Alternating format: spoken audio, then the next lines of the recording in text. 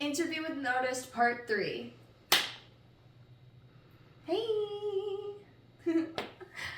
So we are back for our third part of our series of this interview process, and how excited are we to talk about these paintings? Oh, me too. Yeah?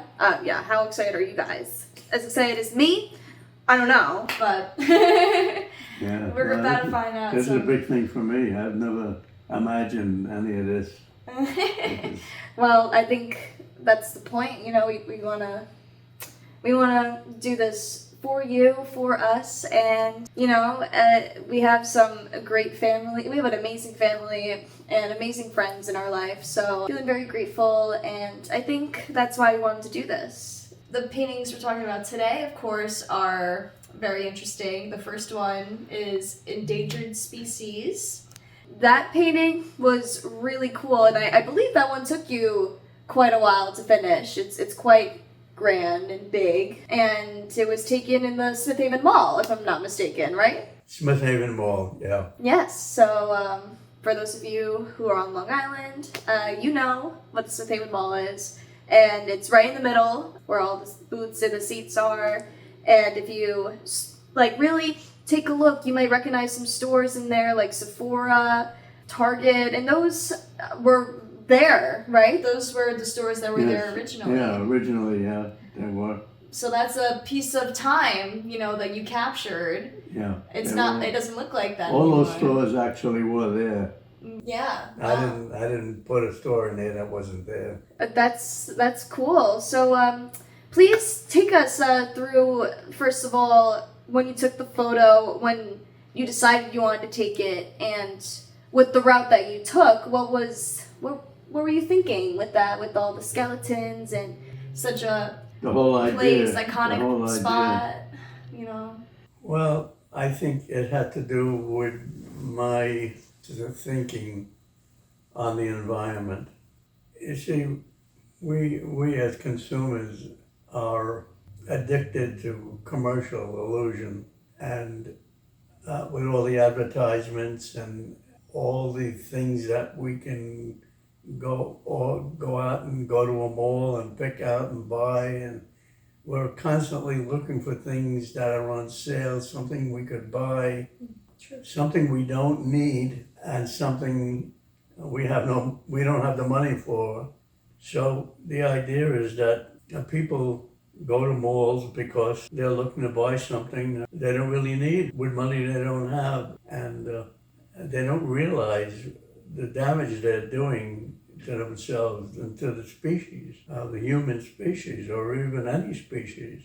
So I decided to show them all, instead of people walking around shopping like they usually do. I showed them as skeletons because they're really dead and they don't know it yet.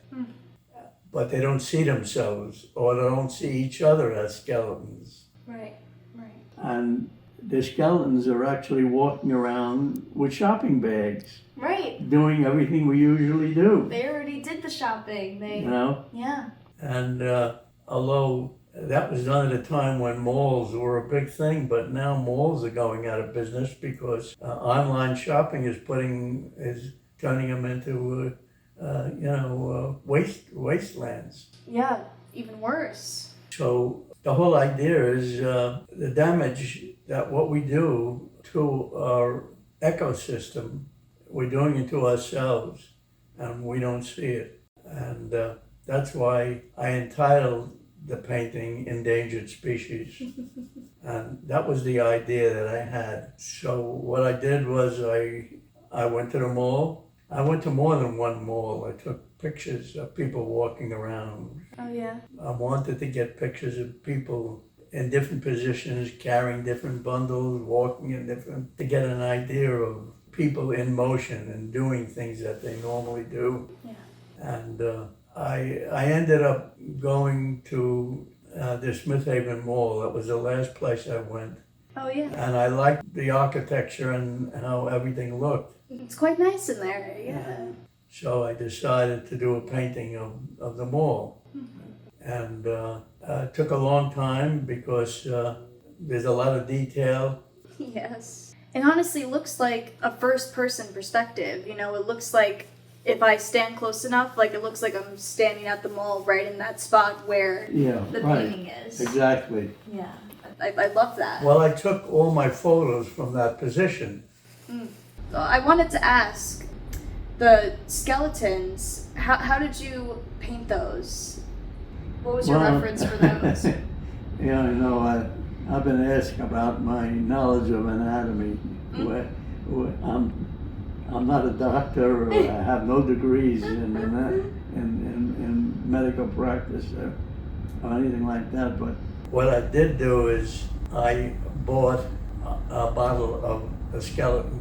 You bought a That skeleton. when put together, it stands about 30 inches long, 30 inches high. Okay. And when I went to paint these skeletons in different positions, walking, standing, sitting, Yeah. what I actually did was I took string, like cotton, white cotton from Sure. the sewing cotton, Yeah. and I would attach them to the ceiling. And I would Okay. attach them to the different limbs and different parts of the skeleton. And you would So raise them. I could, like a puppet, I could put that skeleton in any position that I wanted, Ah. because the skeletal models that I use are very dexterous. You can put them in any position you want. Sure. They're good models. Yeah, it makes sense. They're used for medical purposes. Mm-hmm. Wow.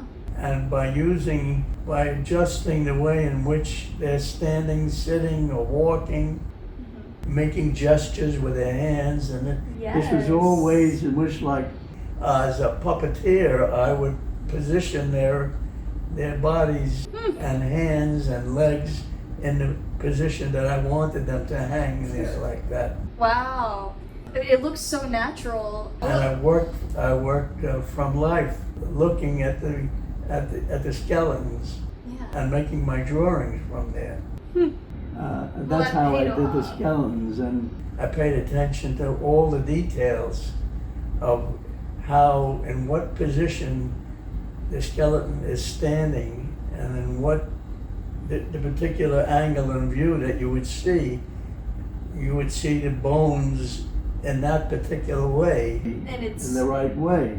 yeah, it's You see. completely correct. Like scientifically, you have the two skeletons in the back on the couch. One has their leg crossed over the leg, and Yeah, the arm. They're having conversations. You know, it's giving like a first date. Yeah, but you could see that they were close. Yes. They're almost already like lovers, Right, and then as well as the kid holding hands with the parent, Yeah. and him like skipping, little skeleton skipping down with the two parents next to him, as well as even the one on their phone. Like I think that's you had it all correct with the head slunched right, down, right, and and I not paying tried attention to- to the surroundings. I tried to have each.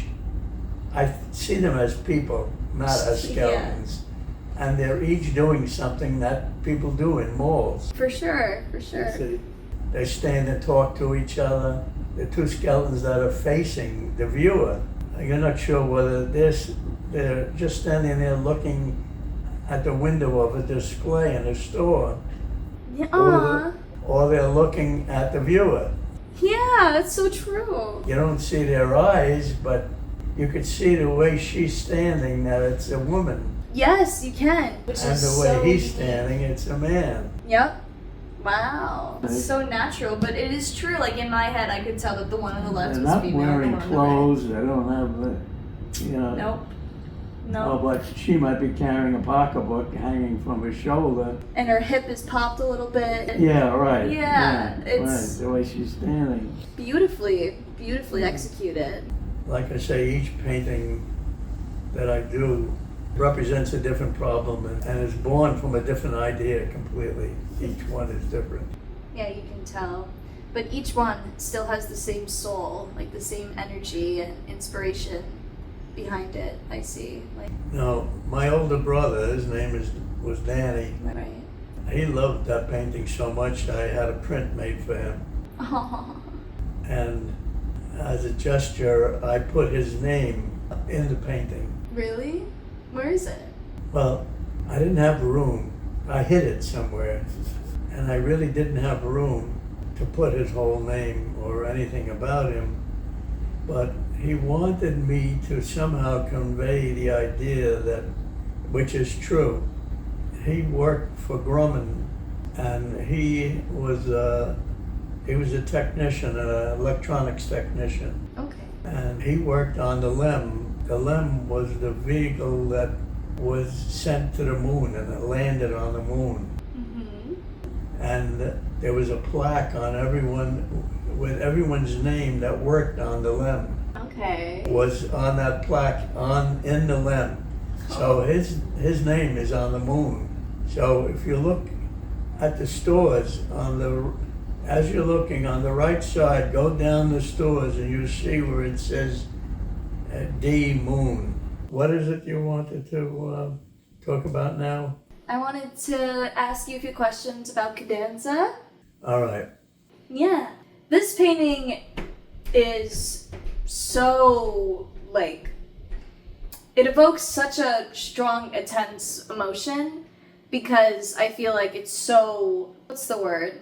Compelling? Yeah, it's compelling. And you feel a connection with this You feel imaginary person. you're feeling something.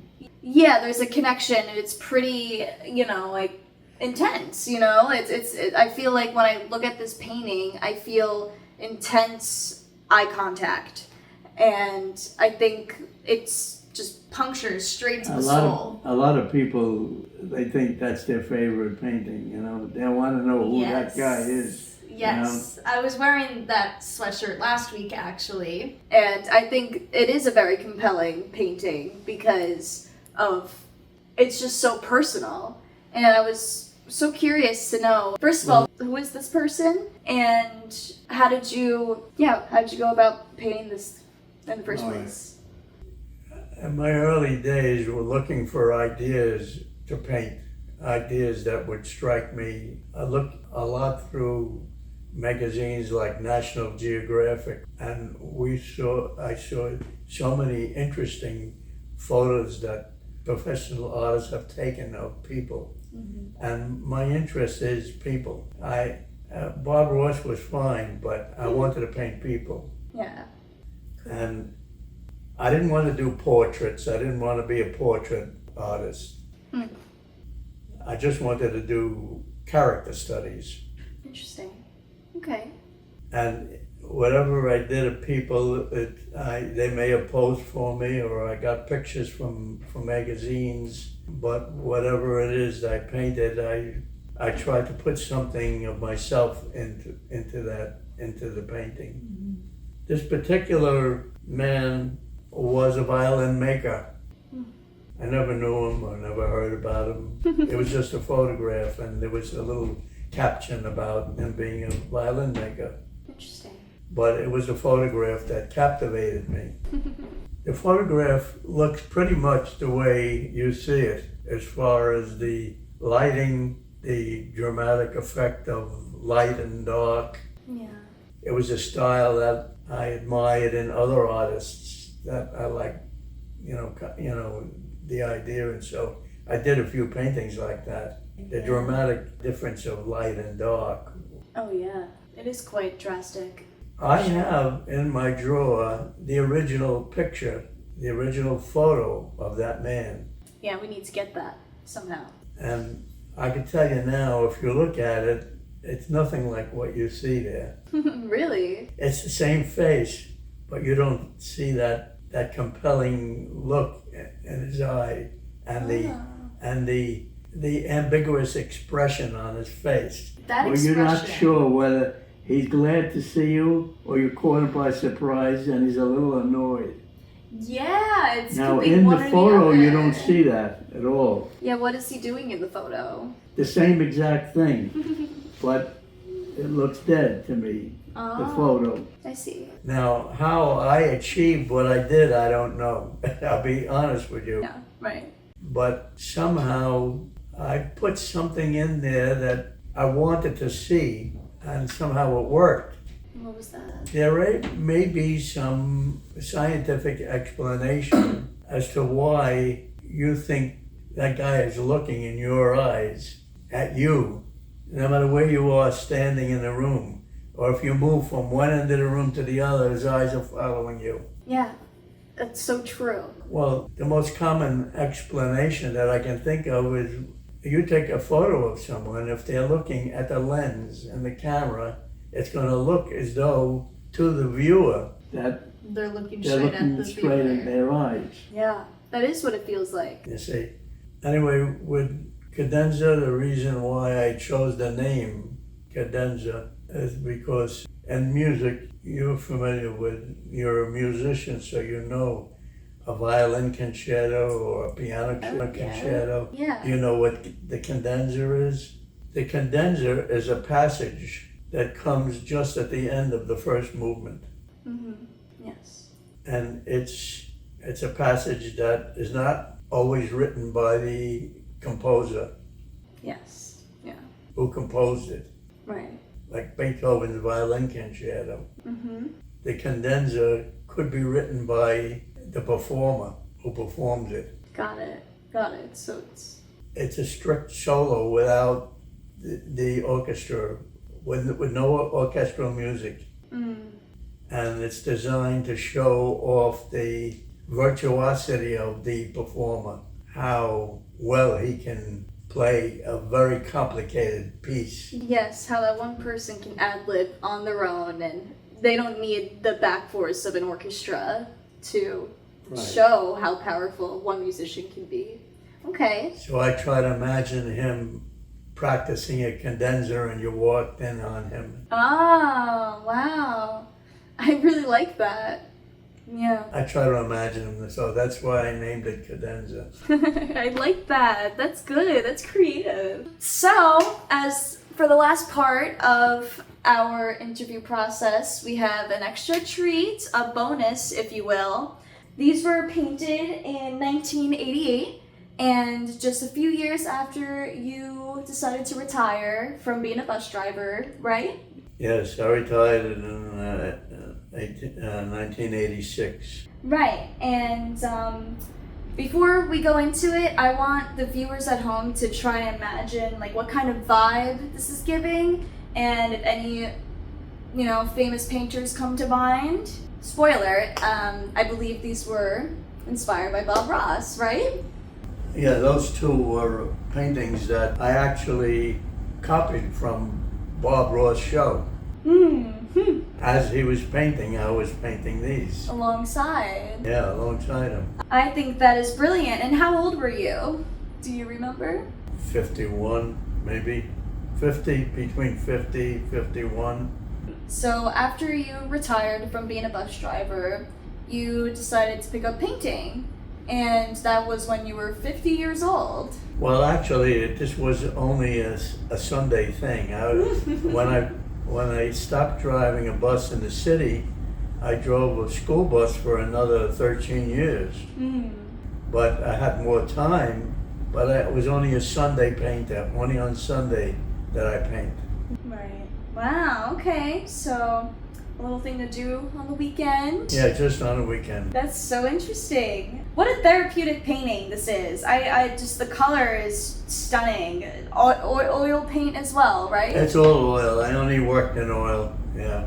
If you can look up close, the mountaintops and the trees, they have so much texture that almost feel like a 3D effect. And I think that's a really cool stylistic way that Bob Ross would paint his That was the way art. he painted, yes. That's just about that's the way he painted. And I And learned did a so great much job. from him. I learned how to mix paints, how to find colors. I learned how to mix them on the canvas or on my palette. I learned how to hold the brush. I learned an awful lot. And I continued with him until I decided that he wasn't painting the subjects that I wanted to paint. So I had to find out how to do that in another way. Right. And I believe we've talked about this before, but I'm sure you learned a lot from Bob Ross. And even though you moved on from his art style, I'm sure some of the things that he taught you stuck with you. I still remember, and I still use some of the things that he taught me. Really? Yes. That's cool. I still remember some basic ideas that were very important to me, and I still use them. It's just that I wanted to move on to other subjects. How long did it take for you to paint these? You would follow alongside. Oh, they went very quickly because he did his in a half hour. Yes, he would. Maybe, yeah. I was going through so many paintings that I couldn't afford to keep buying the paint Wow. because he wasted a lot of paint. Oh. I changed my style completely. Yeah. He put it on in gloves.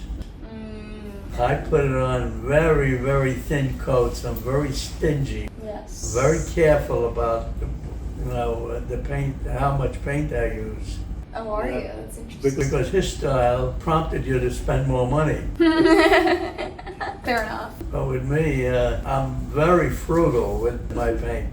And I wanted to show you one more painting. Now, this painting I love. This is, I think, the first time I've ever seen this painting was today. And yeah, please walk us through how you did this one after the other two paintings we did. Well, it started my copying a photo on a magazine, Yeah. a natural history magazine of some kind. I just did it on pencil and paper, and I don't know where that original sketch was. I know I might even still have it somewhere. I don't know. Yeah. But from that, I decided to do a painting. And some of the things in the background that you see are probably stuff that I did for Bob Ross show. Definitely. The mountains and the acacia tree. Mm-hmm. And the grass. I learned that stuff from Bob Ross. So you picked up on those things and you put it into a different painting. But I did the whole thing in pencil first. Then I decided when I started to paint, But now, how different is it from painting or sketching an animal from a human being? How different is it? Is it different? it's no difference. I think you did a great job answering the questions. And Thank you, sweetheart. yeah, Thank we love you so much. I feel the same way. I'm so happy that my children and my grandchildren are all involved. I never expected this to ever happen, but you never know. Well, if you guys are interested, in purchasing your own unique shirt or hoodie by yours truly, and of course, just to make this humble, beautiful man just super happy. If you want to purchase your own shirt, you can message us on Facebook or Instagram titled Art of Jerry Chavnik, and you can find all of his paintings on his website, jerrychavnik.com.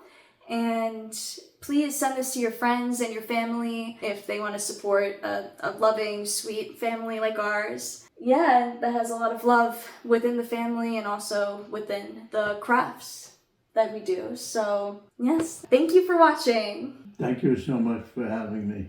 Thank you. Love you, Grandpa. I love you too so much.